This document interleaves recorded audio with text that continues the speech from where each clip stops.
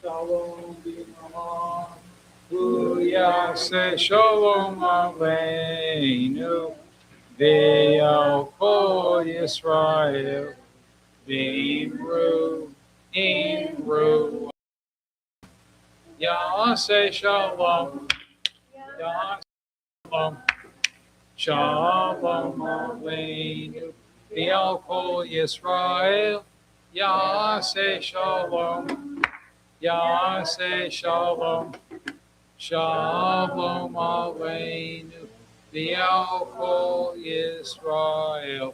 V'imru. Amen. Page 48, Kaddish Shalem. Yikadav Yikadash Shemir Rabah, Yamadi Rakirtev Yamlikmal Kute, Bakayfon Yamlikon Paidakol Beach Israel, Bagalav Isman Kari.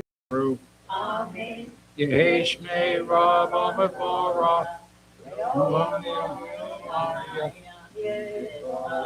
Yevrakish Tabaki Parbatramon Yitnasev Yitadar Yitalev Yitalav Shmiri Kudisha Elam and Kober Fatav Shirata Tushka Fatav and Yafamata Yamiran Yamavim Ru Tiakabel Sofon about the phone the Posho Kadamov Hunishmayavim Ru Yehishlam Rabin Shemaya Bakamun Boko Yisrael Vimru Seshalom Ramah, Yaseh Shalom, Aleinu V'al Kol Yisrael V'imru. Amen. My second most favorite part of the evening, Kiddush. My friends, page 49. There's a machloket. Who knows the word machloket? Neil? Machloket? Friend? Like a dispute. Yeah, an argument, but nicer than an argument. I was going to say, the Jewish people never argue. Oh, never. Neither do families. They just don't agree. True, and true. So machloket is, do you stand or sit for Kiddush? Whatever your parents taught you, that's what you do. We're going to go with that. So you guys were taught to stand. Some people will not to stand. Baruch atah Adonai Eloheinu melech haolam, borei bria gafen. Baruch atah Adonai Eloheinu melech haolam, asher kiddushanu b'mitzvotav, neratzavanu, b'shabbat kodsho, v'abav ratzon, hinkilanu, zikaron l'maaseh v'reishit, ilu yom tefillah, l'mikrei kodesh, zecher l'tziat, mitzvah Ivanu b'harta, v'yotanu kidashta, mikol ha'amim, v'shavat kodshecha, v'yahava u'ratzon, v'yotanu, Baruch atah Adonai, Kadesh Shabbat.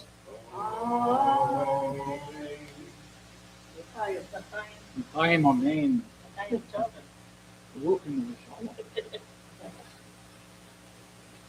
We're going to do a little bit of a discussion. I have a couple of different topics. I'll pull up the chair down here and just remember to take the microphone with me. Okay, yes.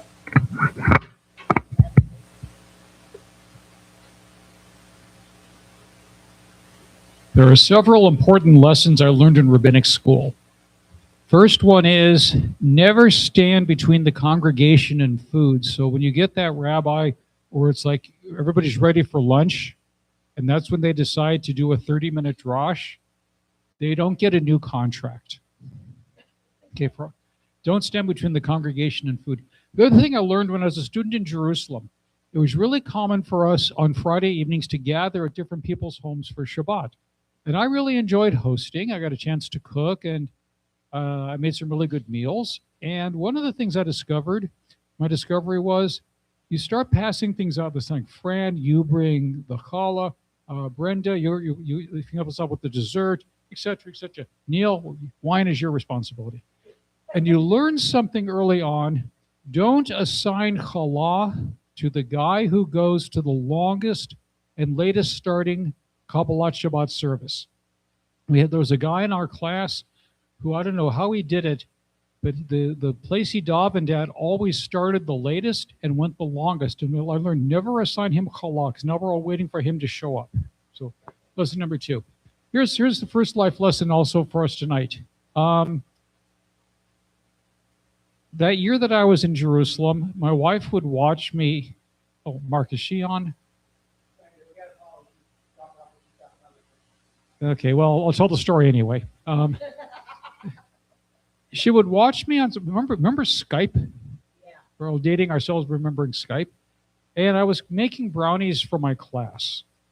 And she's watching me baking it, and I've got this big bag of chocolate chips in my hand, and she's saying to me, remember, just maybe about a third of the bag, you just want a hint of the chocolate. Less is more. I looked at the screen, took the bag, poured the whole bag into the mix. And as I said to her from 10,000 miles away on relative safety, no, Jude, when it comes to chocolate, less is just less. Okay? And then the question becomes like, how much is enough? So one thing that Brenda and I agree on, when you're making the coffee after services, you're putting the whipped cream on, the coffee is merely a foundation to hold as much whipped cream as physically possible.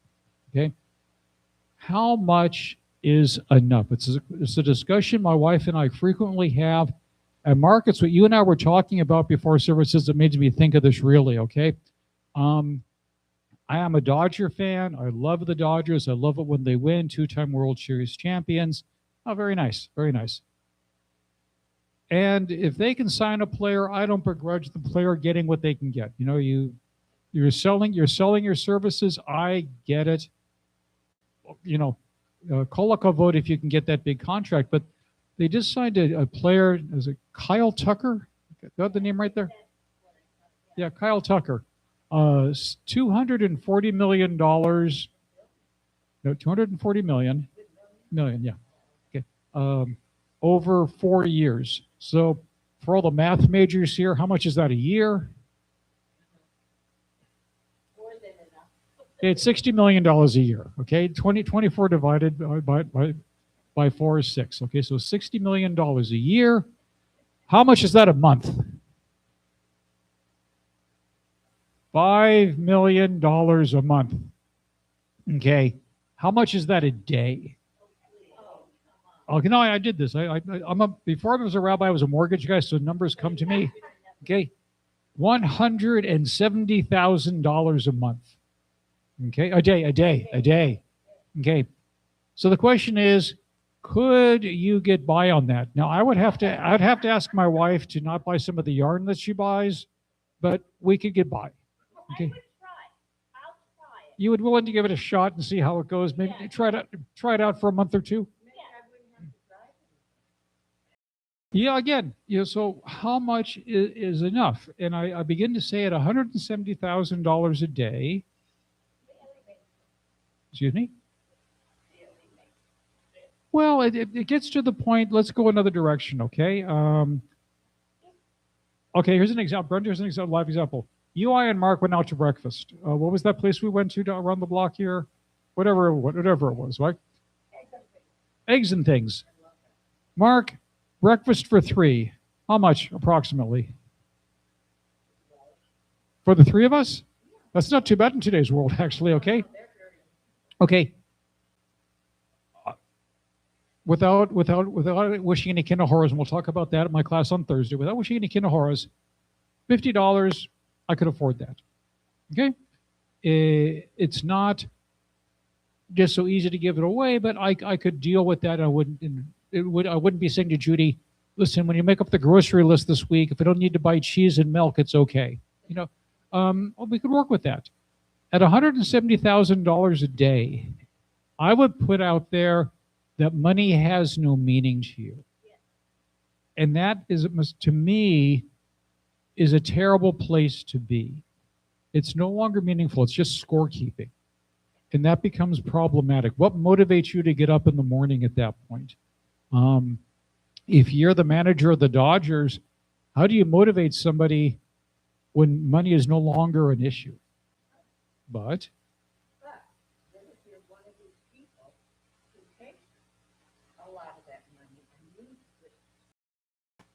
so Phil's observation is, what if you're somebody who puts that money to the betterment of the community? And this is my wife's thesis, is that nobody needs that much money, that's money that could be going to solving any number of social ills around the community. Again, I don't know the answer to this, but it's one that I puzzle over an awful lot. You know, we live in the Southern California area, live in the Los Angeles County area. Well, admittedly, one of the more expensive places to live in the United States. How much is enough? So earning $100,000 a year in Los Angeles County, as Fran says, not such a big deal. It's nice. You're not living the lifestyle. That's right. Okay, very good. It's not nothing, but as Fran illuminates, you're not living the high life at that point. You know, $100,000 a year is about $8,200 a month. Again, at one point in time, that would have felt, yeah, it would have felt like the moon and the stars. So, you know, tough to figure out. Tough to figure out. All right, here was the actual topic I wanted to talk about. Okay, it was my bar mitzvah anniversary last weekend. Parsha Shmot, first book of the book of Exodus or Shmot. And my bar mitzvah was January of 1970. I flip-flopped at 71 or 72, but either way, it was a long time ago. Okay, it was way back there in the rearview mirror. And I remember as a 13-year-old, the fears that I had about the future. Would I ever pass algebra? The answer is no. We know that now. Would I ever have, I was convinced I'd never have a girlfriend. I was convinced I'd never find the girl to dance with me at the dance. I'd never be holding hands with anybody. I'd never get a part-time job. All these thoughts that you have as a 13-year-old. And looking back now, what is the letter I'd want to write my 13-year-old self? And that's the question I want to ask everybody. If you could write a letter to your 13-year-old self, your 15-year-old self, what would you tell yourself? You know something, Brenda? I'm going to repeat that for everybody. Brenda says the single most common answer. I'm going to change this a little bit, but it becomes, it will be okay. The single most common answer all of us, as a rule, send back to our 15-year-old self, our teenage self, it will be okay. All those things that we stress about at that point in life, somehow, some way, we survive them. Neil, you look dubious. Oh, problem solved. Okay. Um, the one of the questions I always ask is, you're at that eighth grade dance in the gym. The girls are over here, the boys are over here. Who has the more stressful role? The boys? So that's interesting. See, I would say this, that I think it's a little less stressful for the boy, but at least you control your destiny. You had the option of getting up or asking. But here's the thing. So you're the boy. I'm going to ask Denise. I have to walk now in front of everybody. I've got to do the walk across the floor. Everybody's watching. Which way is he going? And like if you're a clown like I was, you zig and you zag a little bit. And you finally, you say, Denise, will you dance with me? No, there are two answers to this question, and they're both bad. They're both bad. Right, but they're both bad. You're right. They're yes and no, but both of them are bad. If the answer is no, I now have to do the walk of shame back across the floor by myself, and everybody knows. Oh, she said no. Sucks to be him. Okay, but if, as they said in Fiddler on the Roof, wonder of wonders, miracle of miracles, she says yes, it's even worse. Now I have to dance with her in front of everybody. These are the things I don't think we ever really, really outgrow. But these are the things that stressed us when we were young teens, and somehow, some way, it all turned out okay. Other thoughts on this? I wanted to make tonight a little bit easier because tomorrow we're going to get into some a little more heavy-duty topics. But tonight I wanted to make it a little bit lighter. Yeah. The girls, when I said boys are have the harder, Uh-huh. the girls, you're right, don't control their own destiny. And I remember there were dances where you were, and she's one of my closest friends now, that she was the one that always got asked to dance. Hmm. And she remembers it, that I was always the one that got asked to dance. So if you did get asked, people around you were getting asked and you were standing there looking around. It's a strange age. Yeah. You're nit melchik, nit pleshik. It really plays out that way. And then that's it. The funny thing is that it turns out by and large, you got to get there first.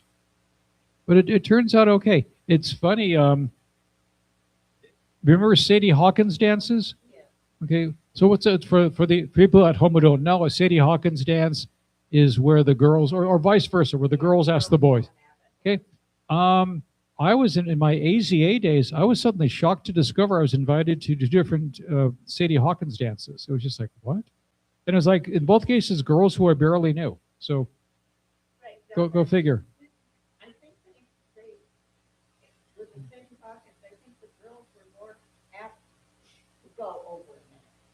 I think this is where mercifully girls are in a higher spiritual plane than guys anyhow, so it tends to work out. No, like I said, it's interesting seeing, like I said, what my bar mitzvah made me think, the anniversary made me think of this, those things that stressed out my 13-year-old brain, almost all of them turned out okay.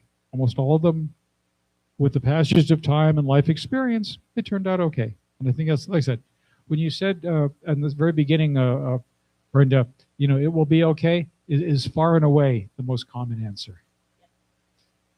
Yeah, I'll leave it here for tomorrow morning.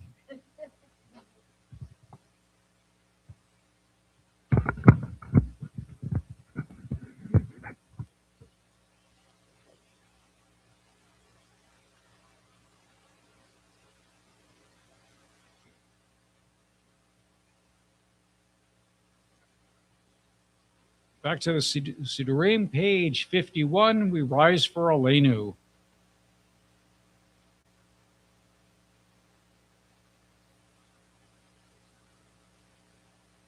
Aleinu l'shabeach ladon hakol. Take rula liosei reishit. Shelo asanu kikoye aratzot. Osama hadama. Shelo sampel kahim. Aleinu kefol hamunam.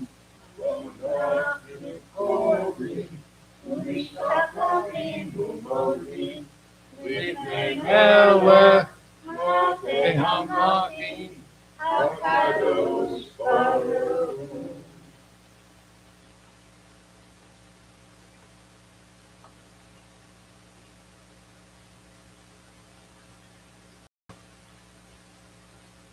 כתוב בתורתך נעים לך לעולם ועד ונאמר והיה אדוני למלך על כל הארץ ביום ההוא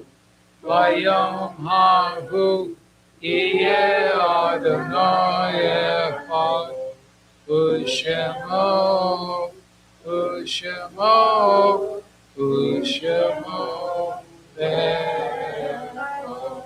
May be seated. Remember this week the following yard sites. Phil, help me with this one. Leonard Spunt. Correct. Okay. Your uncle. Milt Rothschild, husband of Lee Rothschild. Ida Kaufman, mother of Murray Kaufman. Abramson, mother of Neil Abramson. Stephen Todd Liebman, nephew of Lois Liebman. Bruce Nolan Ross, son of Ellen and Marcia Ross. Esther Finkel, mother of Roz Resnick and Brenda Rich and grandmother of Mark Rich. Clara Perlmutter, mother of Buddy Perlmutter. Zikronam Livachah, may their memories be for a blessing. Anybody that I missed? All those in mourning, all those observing yahrzeit, please join me on page 52. Yikadal v'yikadash shemei rabbah.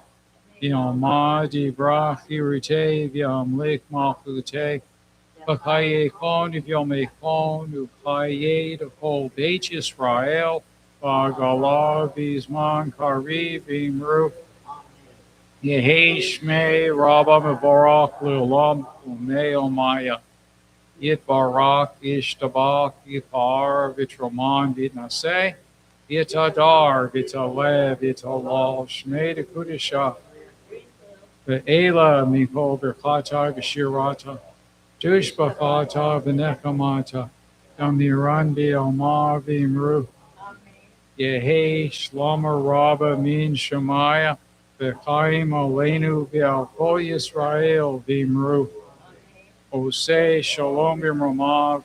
Uyaseh shalom. Aleinu v'al kol Yisrael v'imru. Amen. No service is ever complete without the announcement, so welcome to Erev Shabbat services led by Rabbi Ron Goldberg. Upcoming services tomorrow morning right here, 10 o'clock in the morning, live and live streamed. On February the 6th, Erev Shabbat services 7:30, live and live streamed. On February the 7th, also Shabbat services 10 a.m., live and live streamed. Please check the website for the upcoming events, all in the current calendar. Classes on Zoom on Thursday, the 29th, 7 p.m., Musar with Fran. On the 22nd, Jewish superstition. Join me for this discussion of superstition and maybe a little bit of magic. That'll be at 7 p.m. on January 22nd. Ritual meeting on February 8th at 10 a.m. on Zoom, followed by the board meeting at 11 a.m. on Zoom. All are invited. Non-members of the ritual committee and not on the board, email Brenda for the appropriate link. Birthdays this month, the 21st, our friend Lonnie Scharf. An early happy birthday to you. Fundraisers, remember, script is available via the website. Actually, it's just not script, it's gift cards, isn't it? What? We used to say script back in the olden days, but now they're gift cards, but we get you to the same place. Fair enough. I feel that. Look, go on our webpage. All the complete listing is there. Send an email to Brenda, who will get the selections for you. You win, and so does the congregation. That's all that I had for this evening. In that case, again, don't stand between the congregation and food. We turn to page 54. Neil? Did I miss something? Okay. In that case, and never's a long time. In that case, page 54, Adon Olam. Adon Olam Hashem Allah. B'terem kol yitzir nivra. Li'et nasa b'chefso kol. Azai melech shemoni. We close our Ve'odo Yimo Nora, Ve'hu Hoya, Ve'hu Hove, Ve'hu V'ti Bara, Ve'hu Echad, Ve'in Shein Li, Laham Shilo, Laham Bira, Li Reishi, Li Tachli, Velo Haos, Ve'havira, Ve'li, V'chai Goali, Ve'tzor Hevli, Ve'etzara, Ve'hu Nisi, Umanosli, Menakosi, Be'omikra, Beyado Akirupi, Beitishan Beaira, Bimruchi Gibiati, Adonai Li, Shabbat Shalom, everybody. Shabbat shalom. Yom